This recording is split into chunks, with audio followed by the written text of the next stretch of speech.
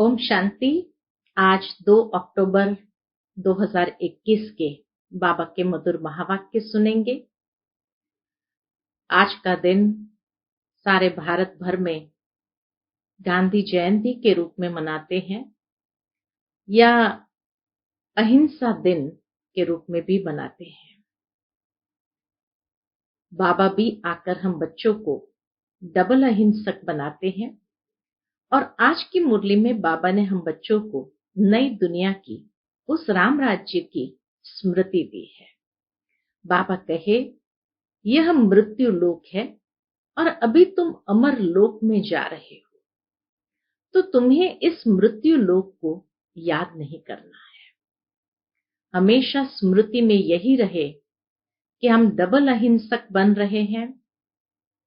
कितने उच्च दैवी घराने में जाएंगे जहां पर कोई भी प्रकार की अप्राप्ति नहीं होगी। तो बाबा कहे, नई दुनिया की स्मृति से तुम बच्चों के अंदर वह रूहानी नशा चढ़ता जाएगा और तुम्हारे मैनर्स भी सुधरते जाएंगे। सुनते हैं बाबा के मधुर महावाक्य। ओम शांति।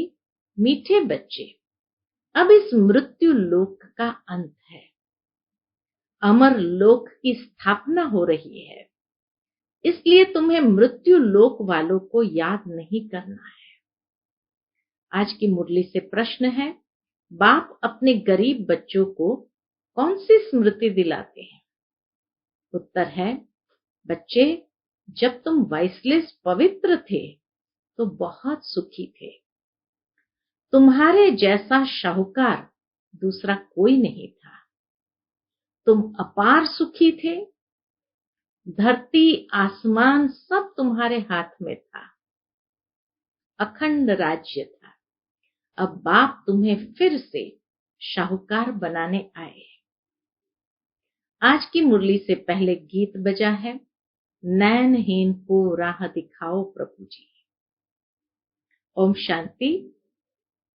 मीठे मीठे रूहानी बच्चों, आत्माओं ने गीत सुना। किसने कहा? आत्माओं के रूहानी बाप ने। रूहानी बाप को रूहानी बच्चों ने कहा। रूहानी बाप को रूहानी बच्चों ने कहा, क्या कहा? बाबा। उनको ईश्वर भी कहा जाता है, पिता भी कहा जाता। कौन सा पिता? परम पिता। बाप है दो। बाप है दो, एक लौकिक, दूसरा पारलौकिक। लौकिक बाप के बच्चे पारलौकिक बाप को पुकारते हैं, हे बाबा। बाबा का नाम शिव।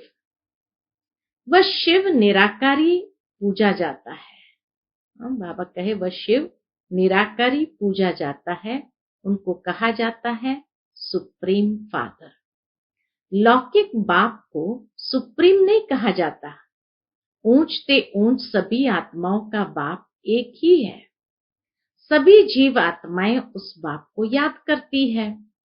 आत्माएं ये भूल गई है कि हमारा बाप कौन है।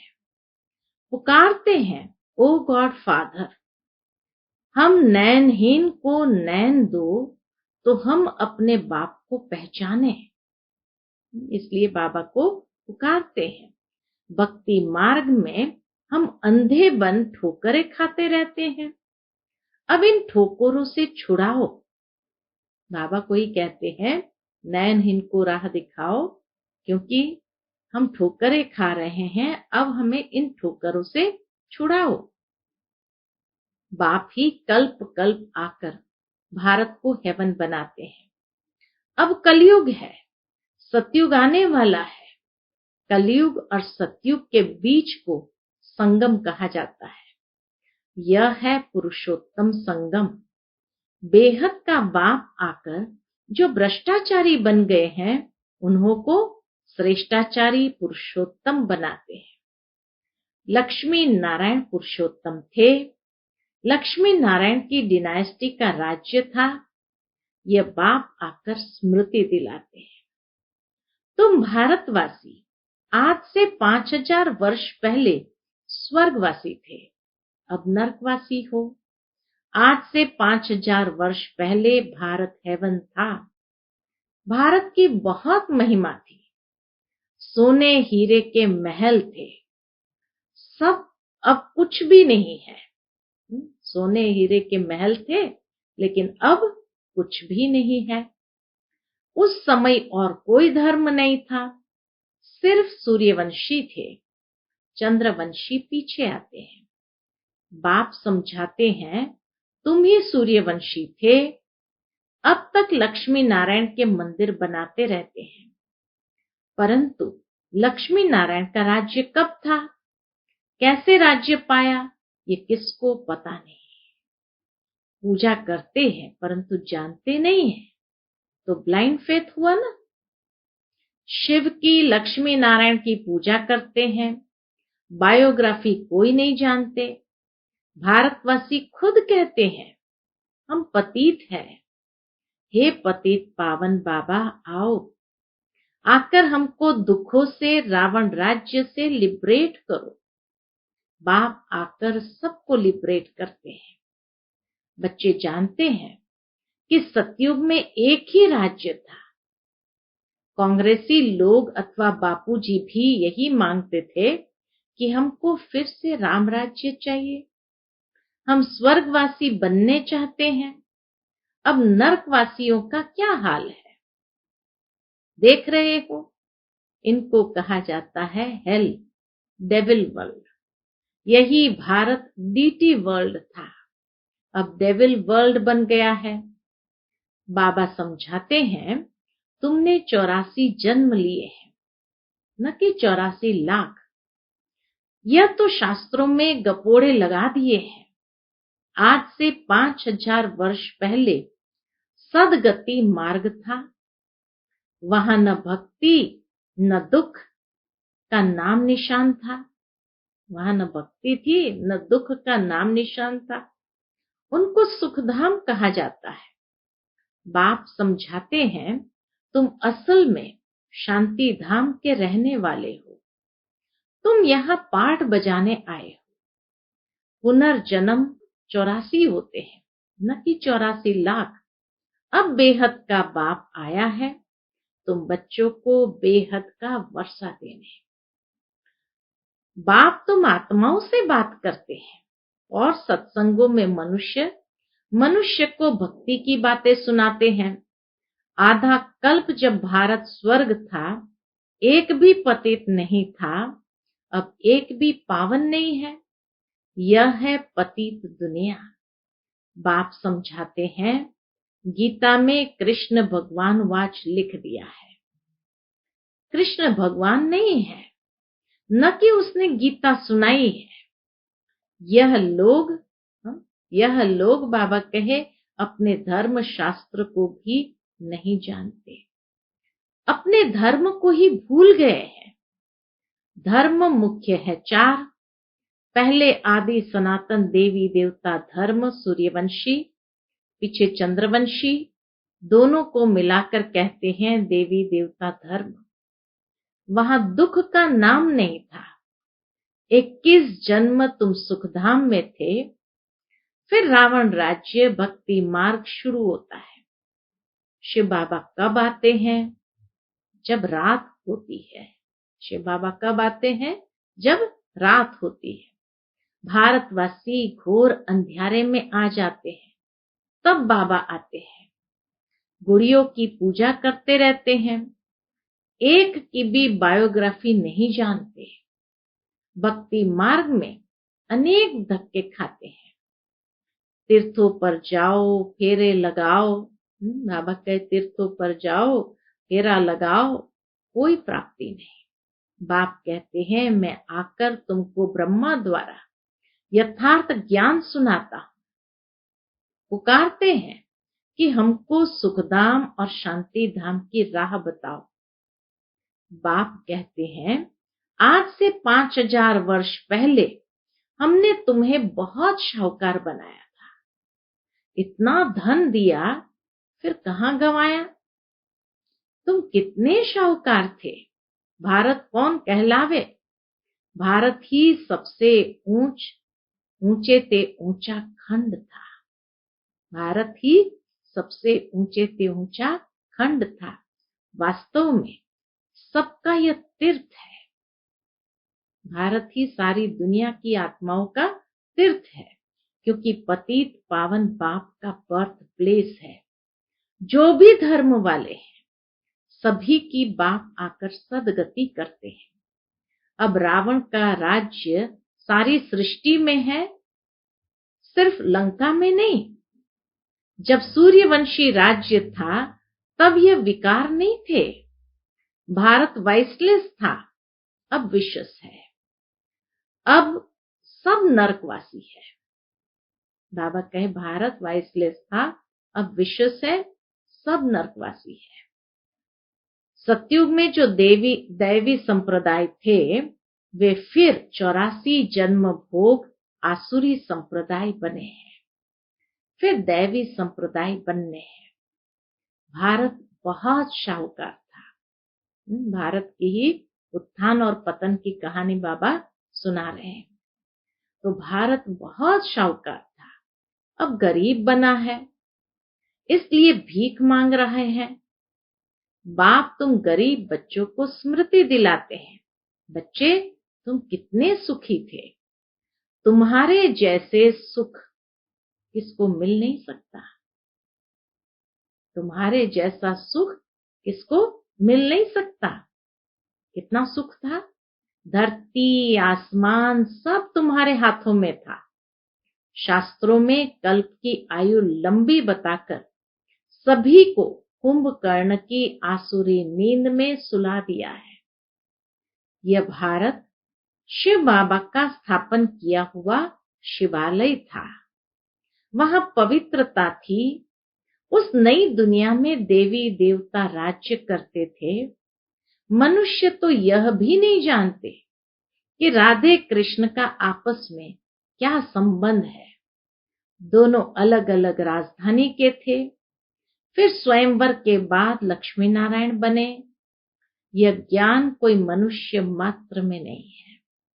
स्पिरिचुअल नॉलेज सिर्फ एक बाप ही देते हैं। अब बाप कहते हैं, क्या कहते हैं? अब बाप कहते हैं आत्म अभिमानी बनो। मुझ अपने परम पिता को याद करो। याद से तमो प्रधान से सतो प्रधान बन जाएंगे। तुम यहाँ आते हो मनुष्य से देवता अथवा पतित से पावन बनने।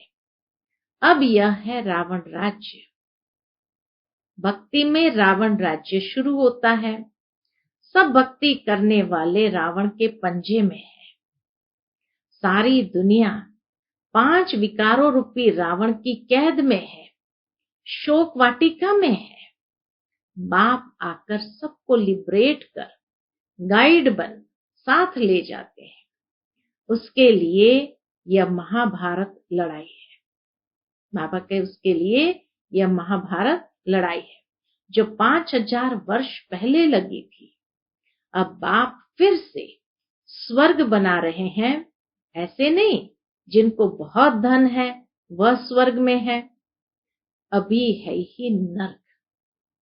पतित पावन बाप को कहा ही जाता है, न कि नदी को।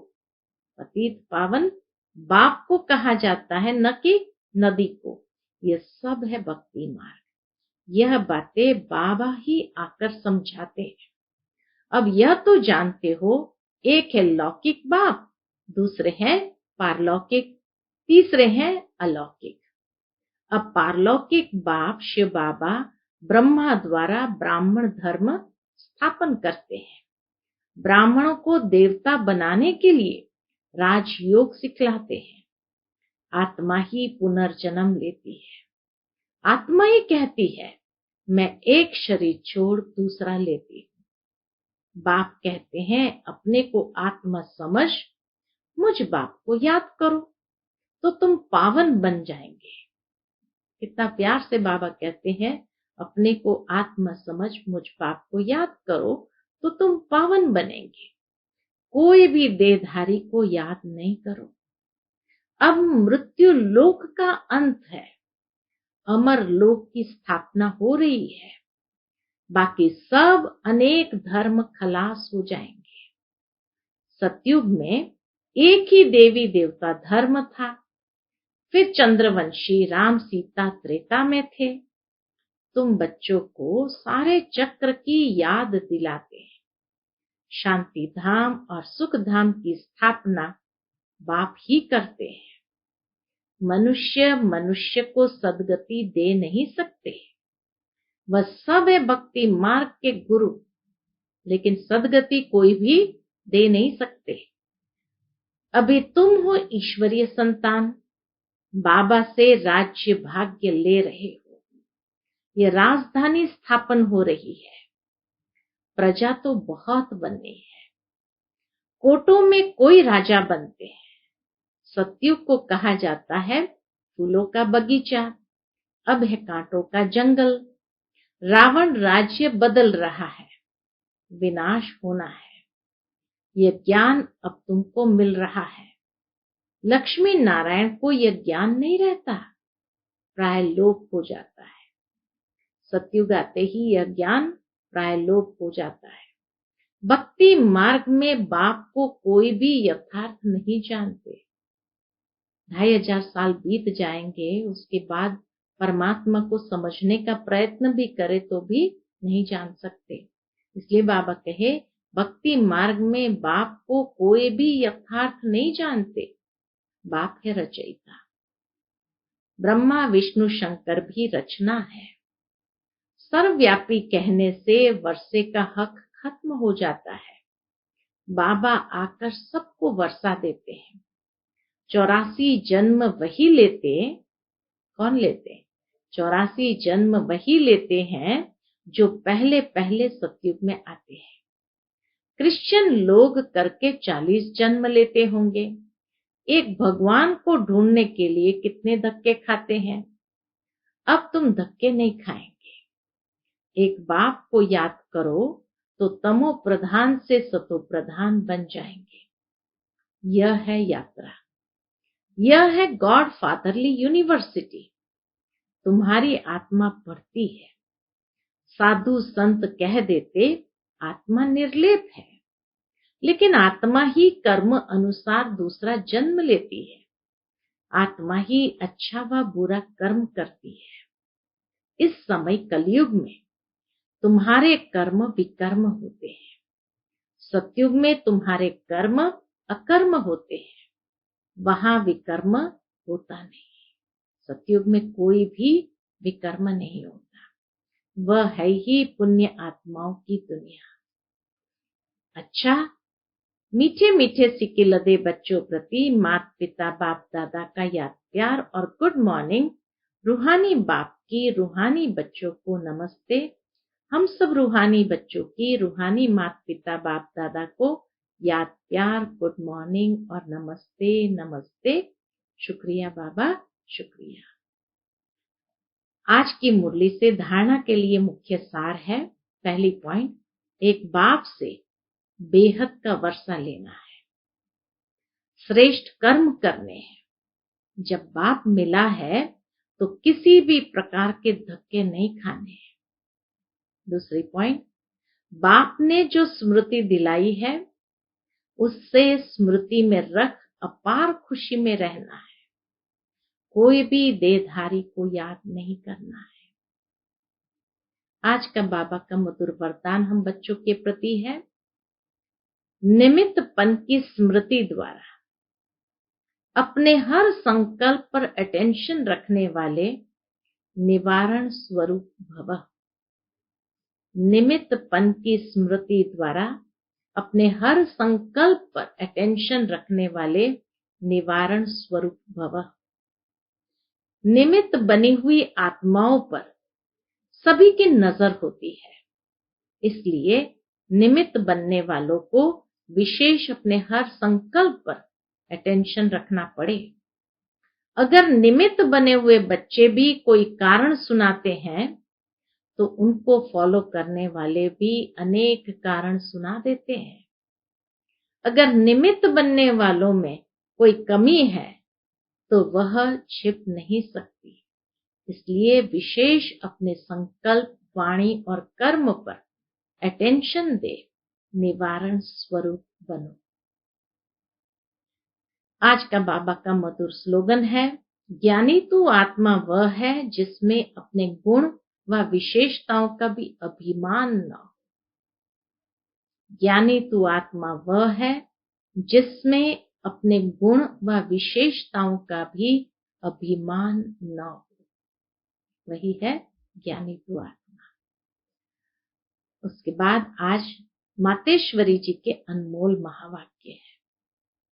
2 विषय पर विशेष मम्मा ने अपने वाणी चलाई है। पहली बात तो ये कही, मनुष्य की एम ऑब्जेक्ट क्या है, उसे प्राप्त करने का यथार्थ तरीका क्या है। तो सुनते हैं मातेश्वरी जी के मधुर महावाक्य। मनुष्य की एम ऑब्जेक्ट क्या है, उसे प्राप्त करने का यथार्थ तरीका। हर एक मनुष्य को यह सोचना जरूर है, अपनी अच्छी जीवन बनाने के लिए क्या उचित है। मनुष्य की लाइफ किस लिए है? बाबा कहे यह बात अंदर में सोचनी चाहिए कि आखिर भी मनुष्य की लाइफ किस लिए है, आखिर उसका उद्देश्य क्या है, और उस आधार से क्या उचित है क्या अनुचित है, उसको बाबा कहे समझना है। तो हर एक मनुष्य को यह सोचना जरूर है, अपनी अच्छी जीवन बनाने के लिए क्या उचित है, मनुष्य की लाइफ किस लिए है, उसमें क्या करना है। अब अपने दिल से पूछे कि वो मेरी जीवन में पलटा परिवर्तन हो रहा है। जो हमने अपनी लाइफ के लिए उद्देश्य रखा है, अब अपने दिल से पूछे कि वो मेरी जीवन में परिवर्तन हो रहा है, पलटा हो रहा है। मनुष्य जीवन में पहले तो नॉलेज चाहिए, फिर इस जीवन की एम ऑब्जेक्ट क्या है। यह तो जरूर मानेंगे कि इस जीवन को सर्वदा सुख और शांति चाहिए। मनुष्य को क्या चाहिए जीवन में? सर्वदा सुख और शांति। क्या अभी वो मिल रही है? इस घोर कलयुग में तो दुख अशांति के सिवाय और कुछ है ही नहीं। अब सोचना है सुख शांति मिलेगी कैसे। सुख और शांति ये 2 शब्द जो निकले हैं वो जरूर इसी दुनिया में कब हुए होंगे। सुख शांति जरूर रही होगी, तभी तो इन चीजों की मांगनी करते हैं। अगर हम कोई मनुष्य ऐसे कहे कि हमने ऐसी दुनिया देखी ही नहीं, तो फिर उस दुनिया को तुम कैसे मानते हो? स्वर्गीय दुनिया के बारे में कैसे मानते हो? इस पर समझाया जाता है कि दिन और रात जो 2 शब्द है, तो जरूर रात और दिन चलता होगा। ऐसे कोई नहीं कह सकते कि हमने देखी ही रात है, तो दिन को मानूं कैसे। अगर रात है तो जरूर दिन भी है, और दिन है तो जरूर रात भी है। ये तो है नहीं कि भाई दिन को मैंने देखा ही नहीं तो मैं कैसे मानूं कि दिन भी होता है। लेकिन जब 2 नाम है तो उनका पार्ट भी होगा, दिन और रात का पार्ट भी चलता होगा। वैसे हमने भी सुना है कि इस कलयुग से कोई ऊंची स्टेज भी थी जिसको सतयुग कहा जाता है। अगर ऐसा ही समय चलता रहे तो फिर उस समय को सतयुग नाम क्यों दिया गया। तो यह सृष्टि अपनी स्टेज बदलती रहती है। जैसे किशोर, बाल, युवा, वृद्ध बदलते रहते हैं, वैसे सृष्टि भी बदलती रहती है। आज की जीवन और उस जीवन में कितना फर्क है। तो उस श्रेष्ठ जीवन को बनाने का प्रयत्न करना है। तो एम ऑब्जेक्ट अगर होगा, नॉलेज होगी, तो फिर वैसा पुरुषार्थ भी जरूर होगा। दूसरी पॉइंट जो मम्मा ने ली है, निराकारी दुनिया, आकारी दुनिया और साकारी दुनिया का विस्तार। 3 लोक के ऊपर मम्मा ने बहुत सुंदर बताया है। इस पूरे ब्रह्मांड के अंदर 3 दुनियाएं हैं। एक है निराकारी दुनिया, दूसरी है आकारी, तीसरी है साकारी। अब यह तो जान लिया कि निराकार सृष्टि में तो आत्माएं निवास करती है और साकार सृष्टि में साकार मनुष्य संप्रदाय निवास करते हैं। बाकी है आकारी सूक्ष्म सृष्टि। अब विचार चलता है, क्या यह आकारी सृष्टि सदा ही है या कुछ समय उसका पाठ चलता है? कितना सुंदर तरीके से मम्मा ने पहले निराकारी दुनिया, जो आत्माओं की दुनिया है, जहां आत्माएं निराकारी स्वरूप में रहती है। फिर साकारी दुनिया, ये मनुष्य संप्रदाय की है, जहां मनुष्य आत्माएं रहते हैं। तो फिर मम्मा कहे, फिर विचार चलता है, यह आकारी सृष्टि क्या है? क्या ये सदा ही रहती है या कुछ समय ही उसका पाठ चलता है? दुनियावी मनुष्य तो समझते हैं सूक्ष्म दुनिया कोई ऊपर है, वहां फरिश्ते रहते हैं, उनको ही स्वर्ग कहते हैं, वहां जाकर सुख भोगेंगे। लेकिन अब यह तो स्पष्ट है कि स्वर्ग और नर्क इसी सृष्टि पर ही होता है। बाकी यह जो सूक्ष्म आकारी सृष्टि है, जहां शुद्ध आत्माओं का साक्षात्कार होता है, वो तो द्वापर से लेकर शुरू हुए हैं। जब भक्ति मार्ग शुरू होता है तो इससे सिद्ध है निराकारी सृष्टि और साकारी सृष्टि सदा है ही है। बाकी सूक्ष्म दुनिया सदा तो नहीं कहेंगे, उसमें भी खास ब्रह्मा विष्णु शंकर का साक्षात्कार इसी समय हमको होता है, क्योंकि इसी समय परमात्मा 3 कर्तव्य करने के लिए 3 रूप रचते हैं। तो इसीलिए सूक्ष्म वतन या आकारी दुनिया सिर्फ ये संगम पर ही होती है। अच्छा, ओम शांति।